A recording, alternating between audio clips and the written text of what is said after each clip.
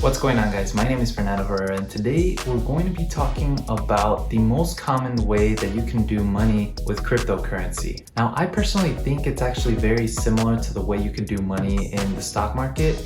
And again, I'm specifically going to be talking about in the long term. I will be doing a video on how to make money in cryptocurrency for short term, kind of like day trading and all that. But for this video, I want to stick more to like just the basics. If you just want to be exposed, have some money to cryptocurrency and pretty much have not a guarantee, but a very good chance or probability of making some good money from now to 5 to 10 years. So again, it is a very long term. And for me, long term is just that, 5 to 10 years. I will also be sharing what I'm doing for the long term. So again, I'm going to be explaining to you exactly my strategy and what I think is going to happen. And I'm going to be fully transparent with this because this is what I'm actually doing right now. Now, before we begin, guys, don't forget to smash that like button, subscribe, and also remember that I do have that $100 Bitcoin giveaway coming up. So any person who is subscribed, liked the video, and has commented on the video is eligible to enter into that giveaway. And you do have to watch the other two videos because I explain how I'm going to be sharing or transferring you those $100 if you happen to win. But anyways, without further ado, let's go ahead and begin. So if you're someone who is just getting into crypto and you want to start investing into crypto, but you don't want to be honestly trading on a daily basis, well, the long-term strategy may be for you, because in the long-term strategy, you're actually not trading Bitcoin, you're not buying or selling.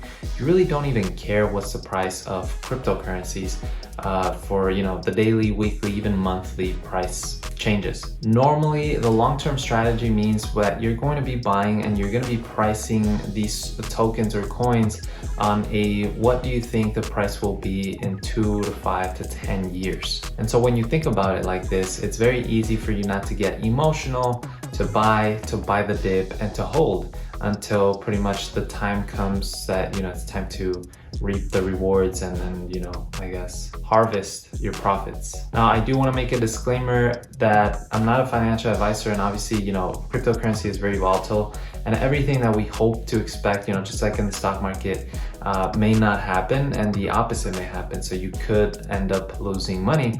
So I do want to leave it clear that the first rule of thumb is never invest maybe over 10% of your earnings, and never have over, again, if you want to be extremely aggressive because you're young and you're willing to lose everything because you could always just work again and save more money and invest it again, then maybe, and again, this could be a lot for some people, but I would say don't put more than 50% of your savings pretty much into cryptocurrency in a long-term strategy. Now, again, if you want to get super extremely aggressive, I think 50% is just fine.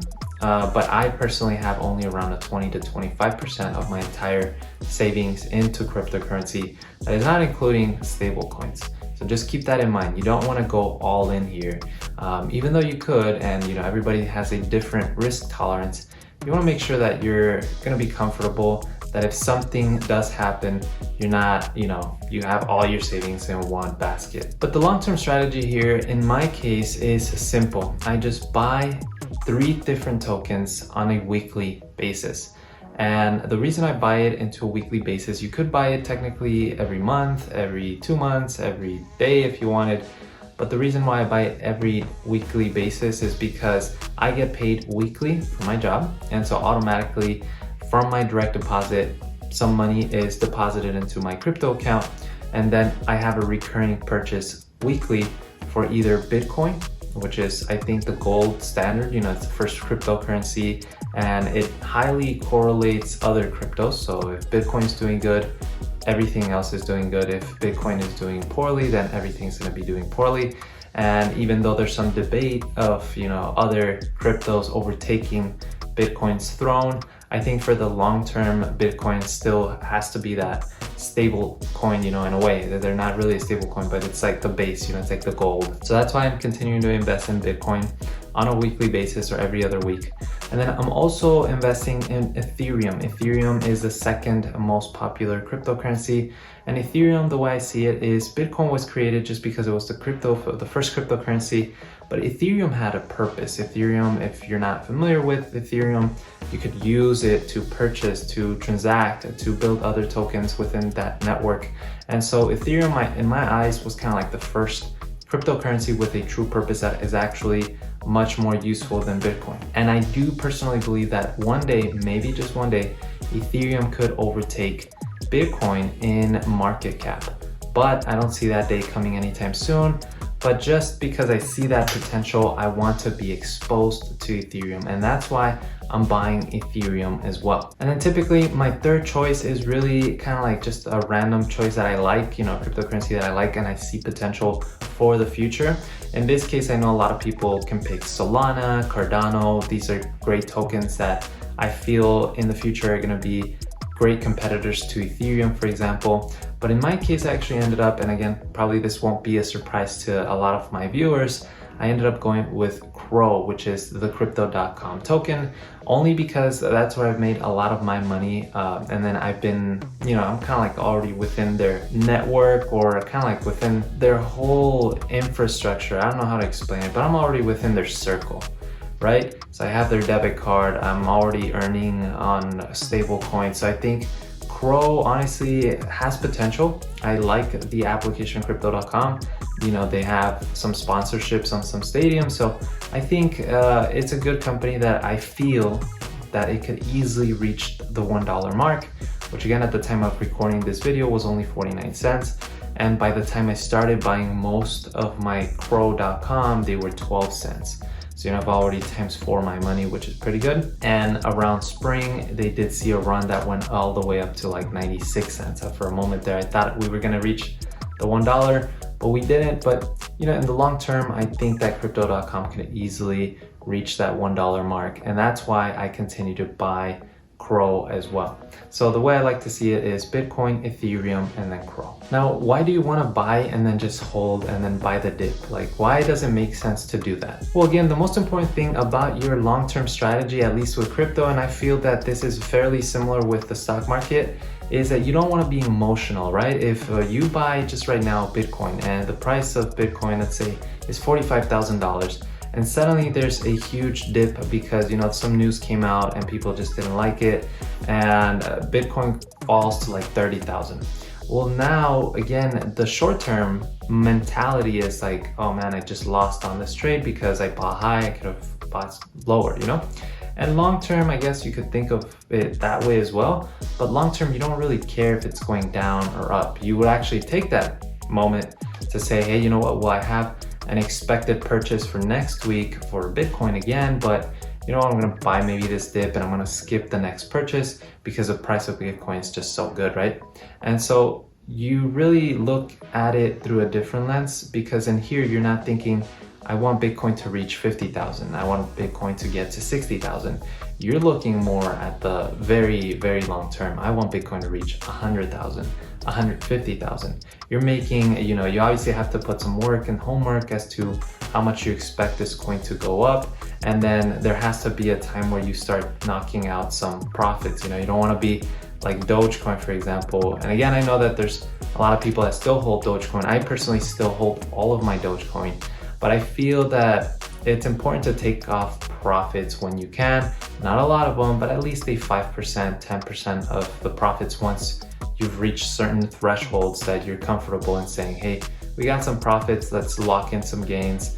You know, we're not gonna make major moves, but we're gonna maybe chip some 5%, max 10% of whatever we have, and then use this as cash reserves just in case there's a dip, we could go ahead and buy more. But again, long-term, you honestly should only be focused in buying, holding, and buying the dip. And then once you reach to that 2-5 year, or once your coin reaches to that value, then that's when you can start asking yourself, okay, is there more potential upward, or I don't see any more potential. Maybe it's time to start locking in some gains or selling my whole pretty much holding. But honestly guys, it's that simple. It's not complicated. At least for me, I've been doing this since 2019, and I know it's fairly soon, but I know there was a huge crypto run around 2017, 2018, and then there was a huge crypto run in the 2020, 2021, which that's kind of like when I got exposed to crypto and I started getting more involved in crypto.